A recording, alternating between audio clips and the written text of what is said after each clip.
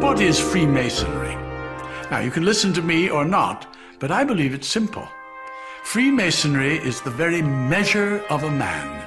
Look in every city and town in America, and you'll see, right out in the open, a building adorned with the square and compasses. Think for a moment.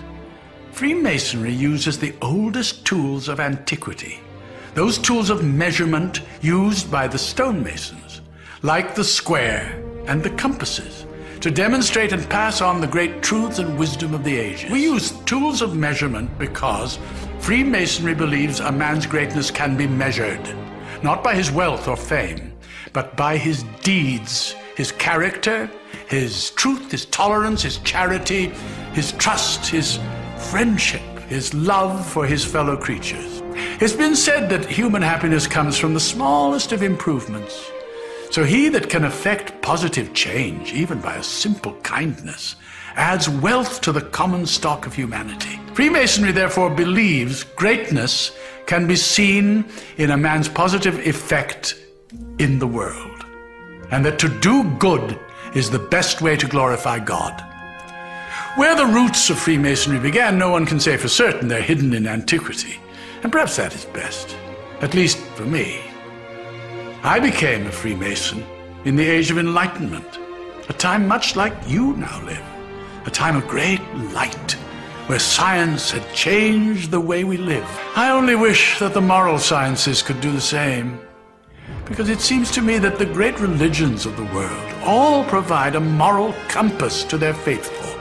And while each man must wrestle in private with his personal relationship with God, Freemasonry offers an ecumenical brotherhood, a fraternity composed of men of all religions, founded on the practice of the great moral and social virtues. And that's why you see on our symbol the letter G. It is there to remind us that God is part of each of our lives, and that the all-seeing eye of God will take the true measurement of our action. Freemasonry has three great lights by which we measure ourselves as men and masons: the square, the compasses, and the volume of sacred law we place them upon. That sacred book, one revered by the individual mason, is where we take our oaths, lay the foundation of our lives. The square, providing direction, helps us to square our actions by the square of virtue, because virtue is the stone used to build the man and his temple. Virtue is the cement that binds our relationships, and it is by our virtues that we are measured. The compasses are the tools of our conscience. We learn by the compasses to circumscribe our desires and keep our passions within due bounds with all mankind. The compasses create a circle, the precise circumference required to keep tradition and revelation, principle and creativity in balance. Now, as to the great secret of Freemasonry, it is actually found in the unconscious of each person. It is discovered by each individual for himself, Mason or not, as he comes to know himself and finds the road that takes him to his city.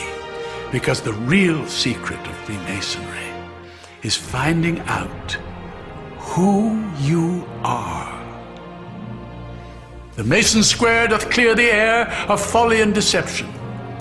The rule is straight, the angle clear, for greatness has direction. By the compasses abide the points within so far and wide. No pleasure sway nor profit tempt these bounds of Mason pride. Greatness, what your virtues are. Good deeds practiced wide and far. And that secret of Masonic love is learning who you really are.